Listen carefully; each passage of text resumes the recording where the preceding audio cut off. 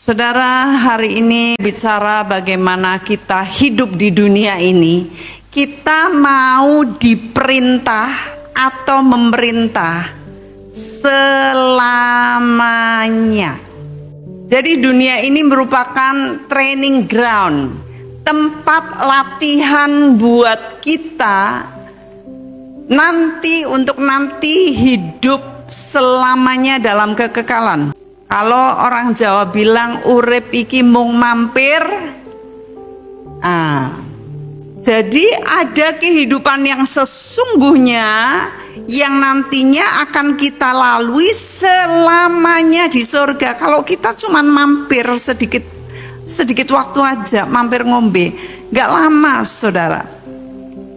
Ya, tetapi kehidupan yang sesungguhnya itu nanti dalam kekekalan,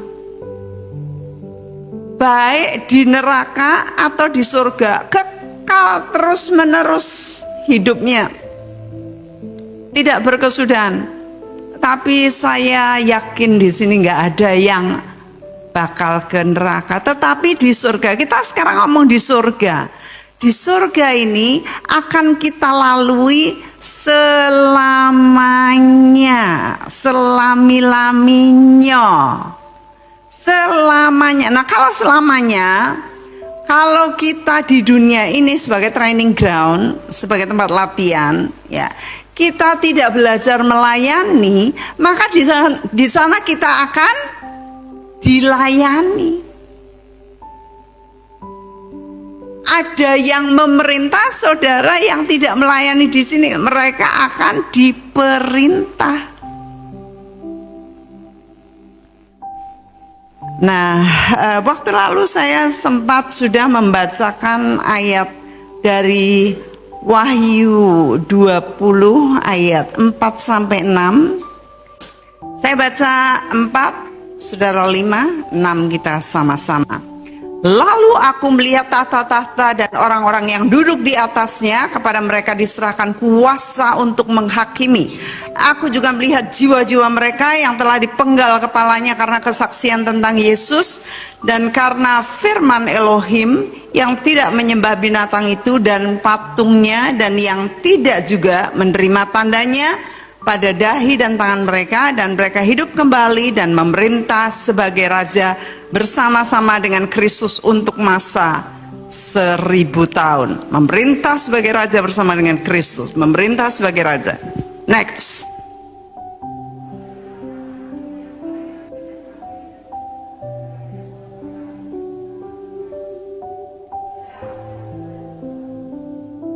Berbahagia sama-sama dan kuduslah ia yang dapat bagian dalam kebangkitan pertama itu.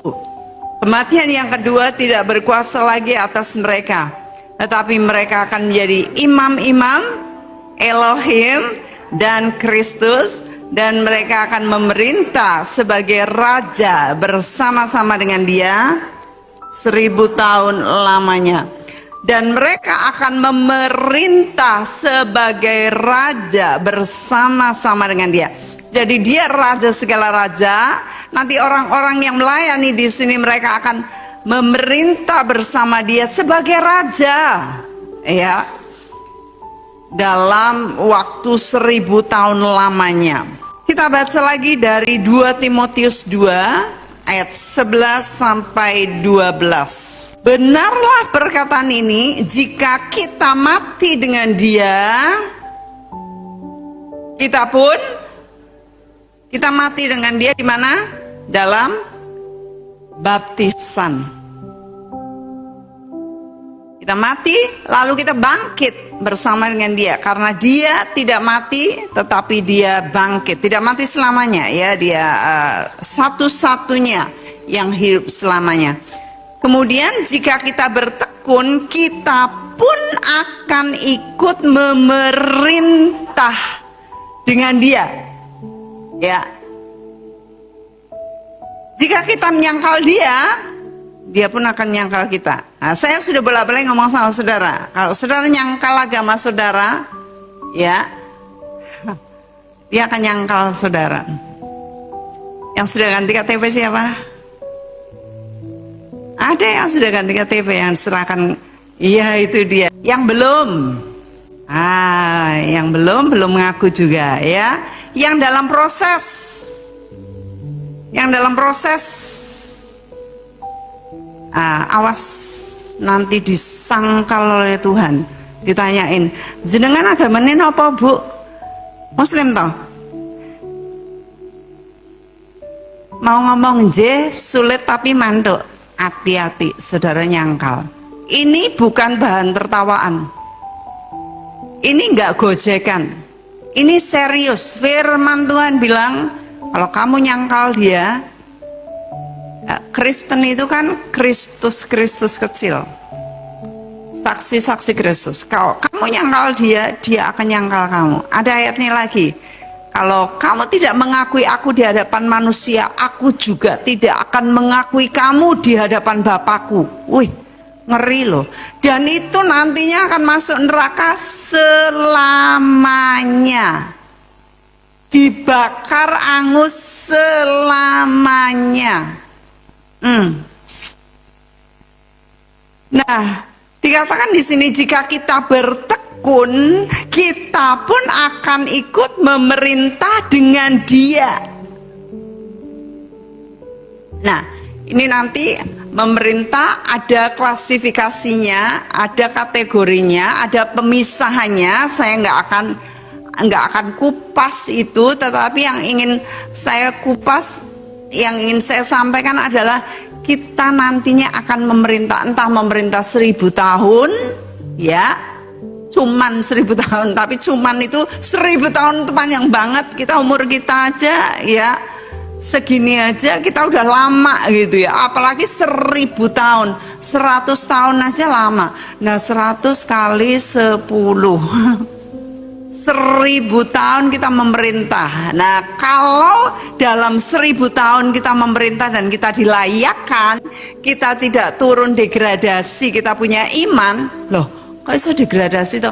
Karena iblis akan dilepaskan lagi nanti, akan mencobai anak-anak Tuhan lagi. Kalau nggak tahan lagi imannya, maka mereka akan jatuh dan mereka tidak akan memerintah selamanya. Jadi nantinya ada setelah 1000 tahun ini selesai, maka akan ada masa selamanya. Nah, selamanya itu nanti Tuhan turunkan Yerusalem baru, kota kudus yang dari Bapa, langit bumi yang lama ini yang usang akan digulung, sudah nggak ada. Lalu turunlah Yerusalem baru dan kita akan memerintah selamanya di bumi yang baru. Ini menyenangkan, tetapi ini suatu tantangan buat kita. Buat kita yang ya wes lah, aku tak ngene-ngene wae, aku ra iso apa-apa. Ya. Aku udahlah, aku duduk aja, suruh melayani moh raiso, ya. Suruh melayani, aku sibuk, pakai duit ratusan, aku sibuk cari duit. Kira-kira siapa saja mereka yang akan memerintah? Siapa mereka yang tidak masuk? Kita baca dengan cepat Wahyu 21 ayat 8 dan 27. Tetapi orang-orang penakut, hati-hati saudara, lewat kono iwedi. Dikawan ngene raisa wedi.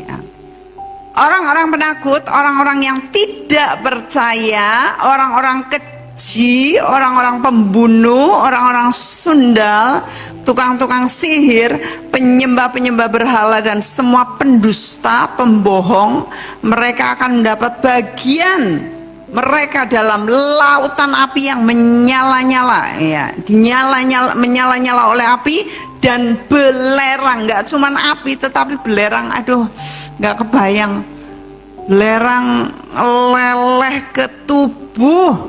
Api aja udah panas banget, apalagi kalau ada lelehan belerang. Inilah kematian yang kedua. Nah, kalau kita mati, ya itu udah mati pertama. Tetapi nanti kalau sudah dihakimi dan tidak layak termasuk ini semua tadi, maka dia akan mengalami kematian yang kedua, leleh. 27. Tetapi tidak akan masuk ke dalamnya sesuatu yang najis atau orang-orang yang melakukan kekejian atau dusta, bohong, keji, tetapi hanya mereka yang namanya tertulis dalam kitab kehidupan anak domba itu. Mereka-mereka ini yang akan layak masuk ke kota kudus, ke kota suci yang turun dari surga tadi. Itu sebabnya saudara, kita selagi di dunia ini, kita berjuang, jangan ngeluh dalam pelayanan. Pak Prapto itu, bapaknya Andika itu, kita semua kenal di sini. Diem-diem, tiap minggu nyetir jemputin yang ada di cabang-cabang. Hari ini kok nggak ada atau ada ya? Siapa yang dijemput hari ini? Oh, ada juga ya. Pak Yanto ya hari ini yang jemput. Nah, Pak Prapto ini sudah puluhan tahun. Waktu itu, waktu papi nggak ada aja, beliau bilang sudah 14 tahun kalau nggak salah ikut om, tante. Jadi plus sekarang plus 2, 16 lebih. Jemputin saudara pagi-pagi. Nanti nganter. Terus saya tambahin Pak Yanto. Pak Yanto, mbok ditulungin, kadang-kadang kan Pak Prapto mungkin lagi nggak enak badan atau apa. Ayo Pak Yanto, saya bikinkan SIM B1 ya supaya bisa setir Elf Jet+. Pak Yanto mau ya. Saya minta tolong lagi beberapa untuk menyertai, untuk melayani. Nggak kelihatan, nggak dibayar, nggak ada di mimbar, nggak masuk foto. Mbok kapan-kapan motret Pak Anu ya, lagi bergaya ini di foto, nggak di foto, nggak terkenal, namanya nggak kayak saya tiap minggu di Dr. Madeline Kawoco silakan maju ke depan, nggak gitu. Bapak Suprapto Adi siapa? Gak disebut. Tapi kalau setia bertekun, dia akan memerintah bersama Tuhan sebagai raja.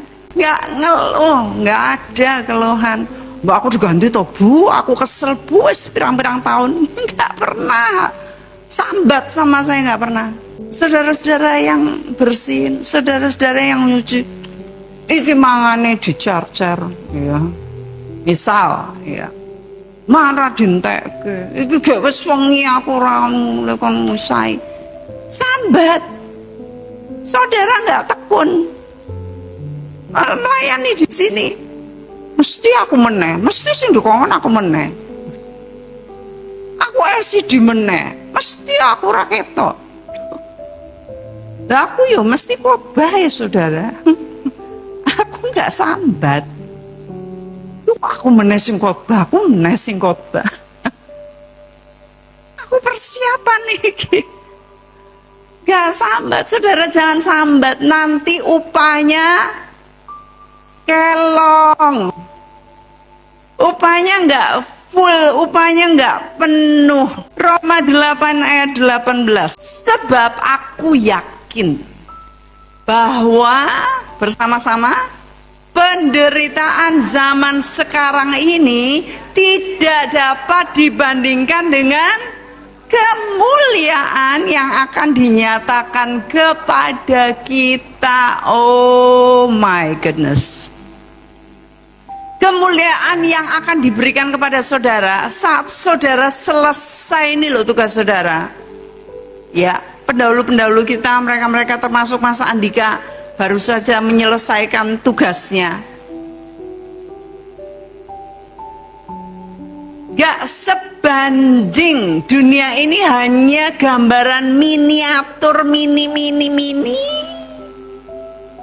ini biti-biti dari apa yang akan dinyatakan kepada kita.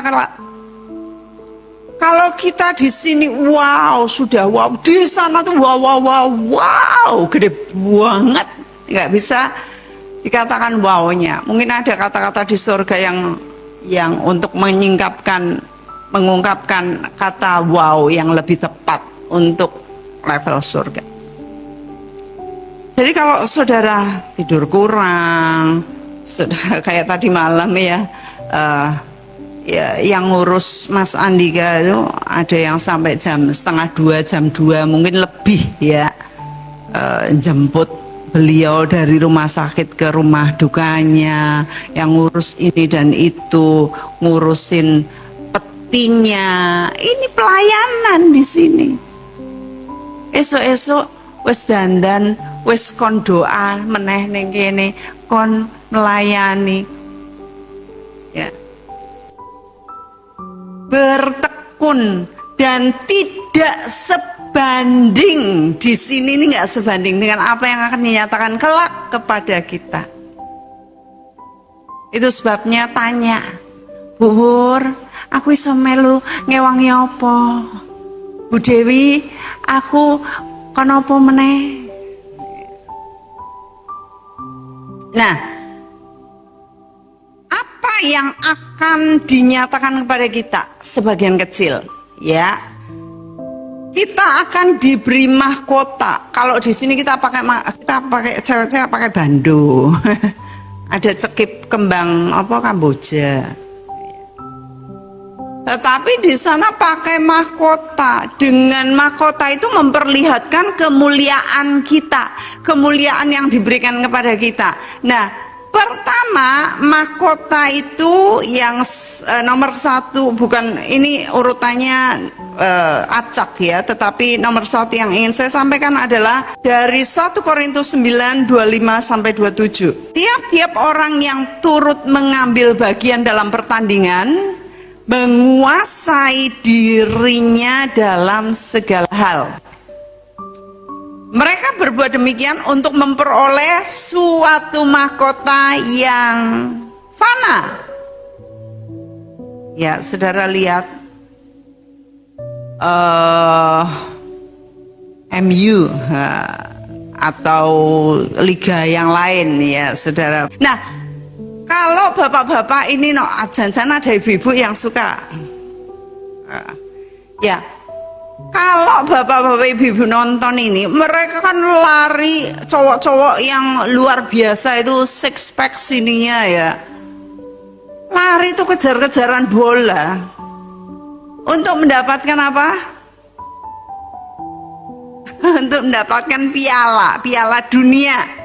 Ya, piala dunia gede gitu. Wow, nomor 1. Tahun kemarin yang menang mana Pak Usdi? Liverpool. Dia ngikuti. Oh, lagi ngecat ini salib. Nah, mereka mendapatkan piala yang besar, piala yang fana katanya. Tetapi kita untuk memperoleh suatu mahkota yang abadi. Nah, berarti nomor 1, mahkota abadi, mahkota kemenangan. Orang yang menang ya, bertanding selama di dunia ini, mereka akan memperoleh mahkota kemenangan, mahkota yang abadi. Sebab itu katanya, nah, untuk memperoleh mahkota yang abadi harus apa? Ini dia. Sebab itu yang harus dilakukan adalah, Paulus berkata, aku tidak berlari tanpa tujuan. Orang bertanding toh, pelari toh. Aku lari itu dengan tujuan. Aku punya satu gol. Dan aku bukan petinju yang sembarangan memukul. Kalau aku petinju, aku nggak asal-asalan ya. Tetapi aku melatih tubuhku. Dalam persiapannya dia memperoleh mahkota yang tidak fana itu, dia melatih tubuhnya, menguasai seluruhnya supaya sesudah memberitakan Injil kepada orang lain, jangan aku sendiri ditolak. Tiwas ya, tiwas kesel-kesel nginjil, tiwas pelayanan. Nah saya ini sama, jangan sampai saya tiwas ya,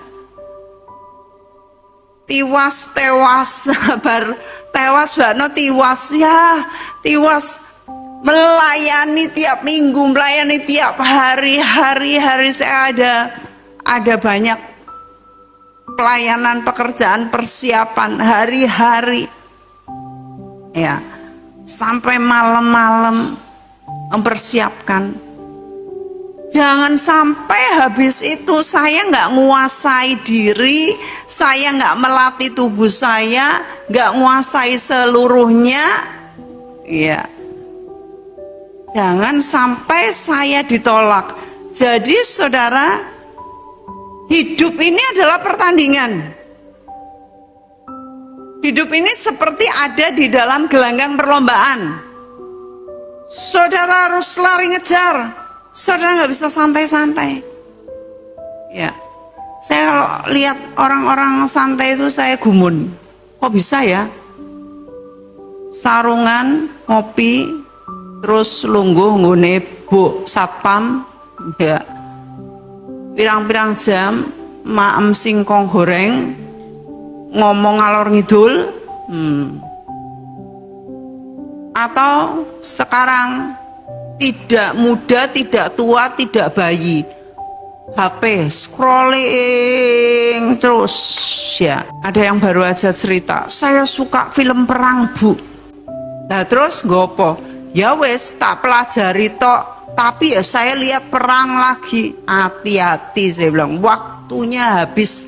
Tidak hanya itu saja, tetapi roh-roh kekerasan itu masuk lewat mata. Ditonton, apa yang ditonton harus fokus kepada yang di depan, harus ngejar, jangan sampai tadi sarungan ya, terus medsos, film, nonton film-film perang ya, yang nggak genah, nggak ada gunanya sama sekali untuk nolong kita. Jadi kita sedang bertanding ini, hari-hari kita harusnya kita melatih tubuh, menguasai seluruhnya, kita ngejar. Saudara baca firman atau dengar firman, baca Alkitab.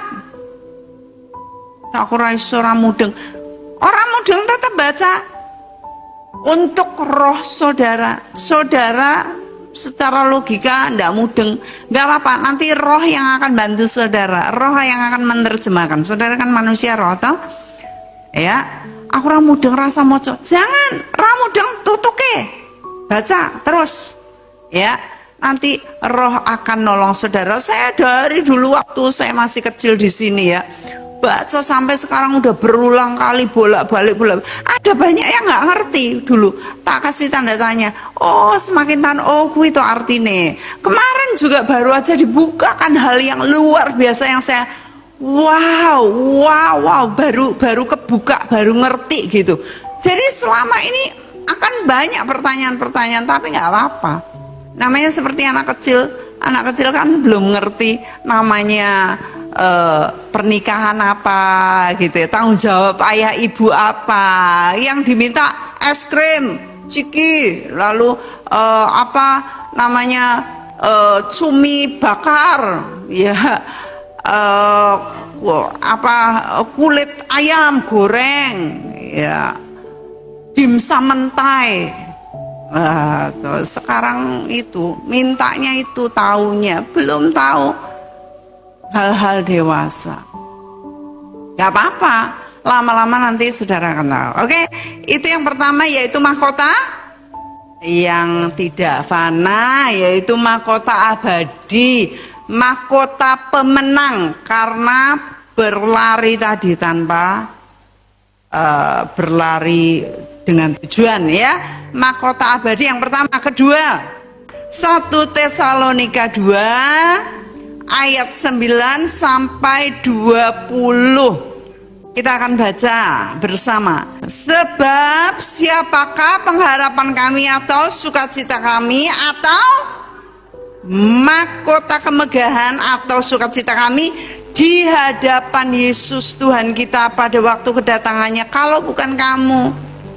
Sungguh kamulah kemuliaan kami dan sukacita kami. Ini kata Paulus ya. Kamulah sukacitaku, kamulah kemegahanku.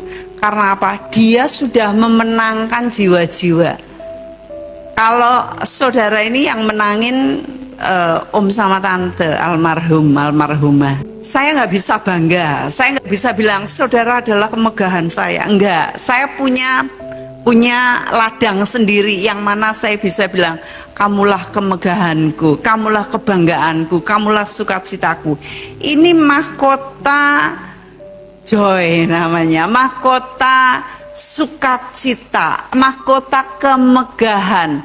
Ini mahkota kemegahan, mahkota sukacita, joy crown ya, mahkota joy ini diberikan buat mereka yang menuntun jiwa-jiwa kepada Yesus.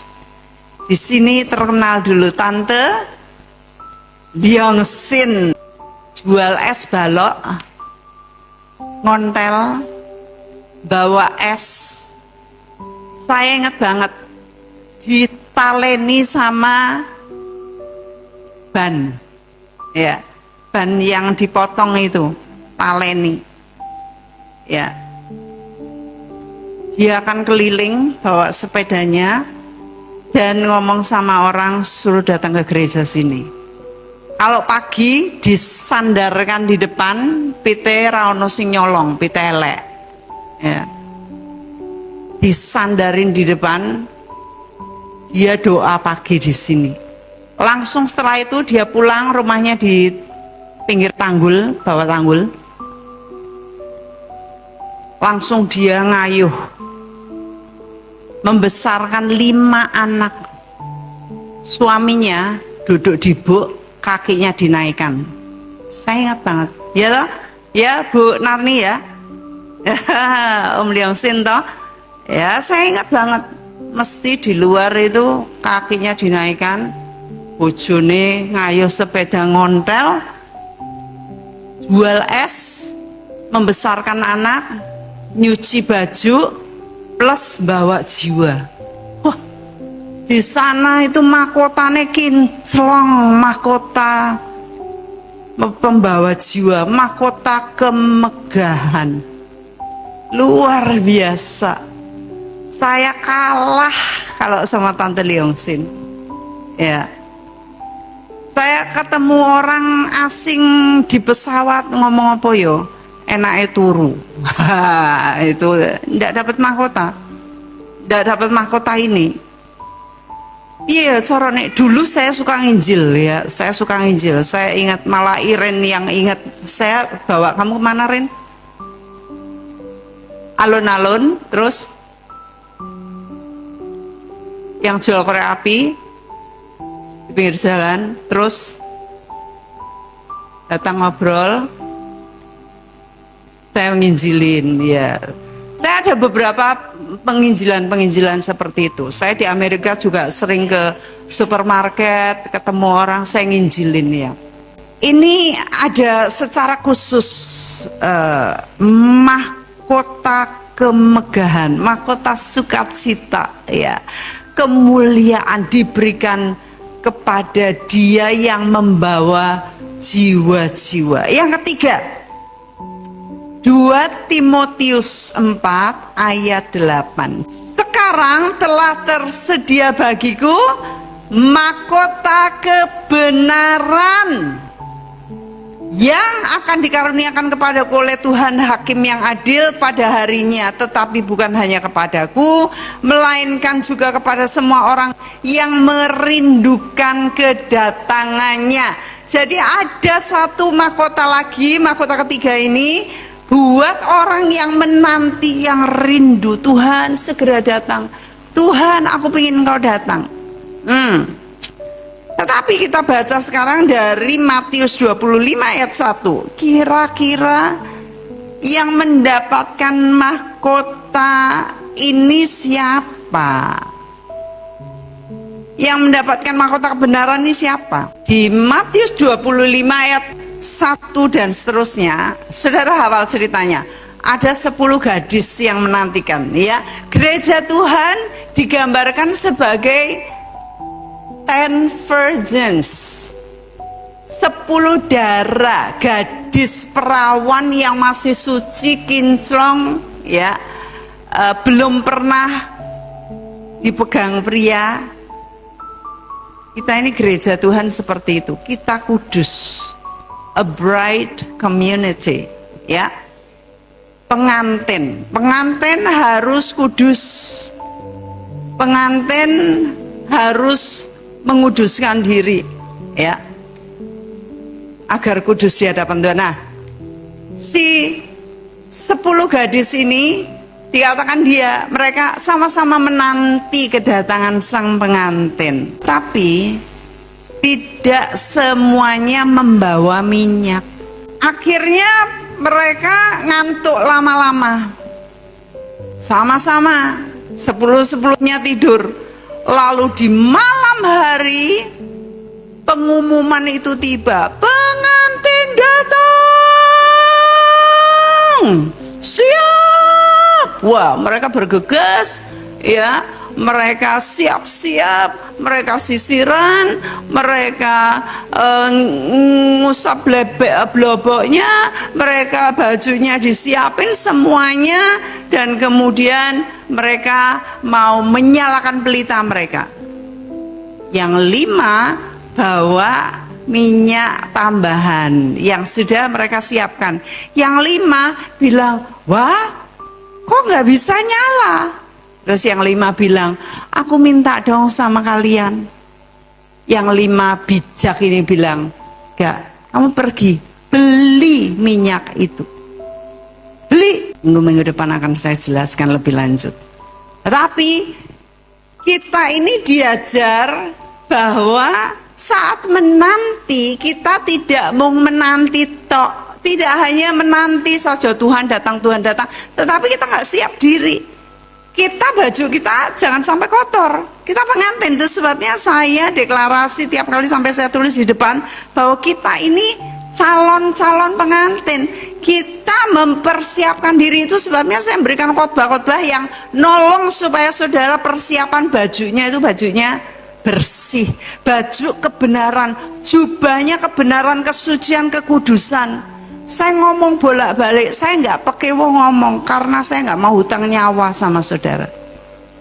Jangan sampai nanti saya ditegur Tuhan, saya sendiri yang disuruh Tuhan, kamu ke neraka karena kamu nggak terus terang, kamu takut sama jemaat, kamu takut nanti perpuluhan mereka nggak nyangkut ke kamu, kamu takut mereka nanti pergi ke gereja lain. Saya nggak takut saudara. Saudara nggak senang sama firman keras yang saya sampaikan, saudara mau pindah gereja silakan, monggo, tak terkesisan, tak kayak surat rekomendasi. Ya, saya nggak takut. Nah, kita dalam penantian itu harus siap jubah kita dalam kebenaran, supaya saya nggak hutang nyawa kekal sama saudara-saudara.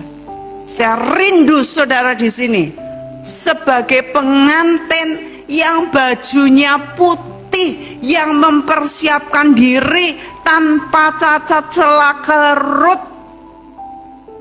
Siap saya persembahkan kepada sang pengantin, asal saudara siap menanti dengan minyak, supaya kita mendapatkan mahkota kebenaran.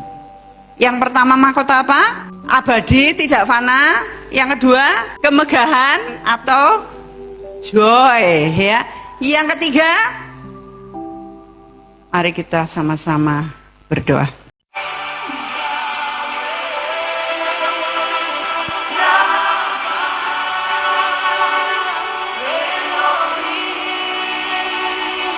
Try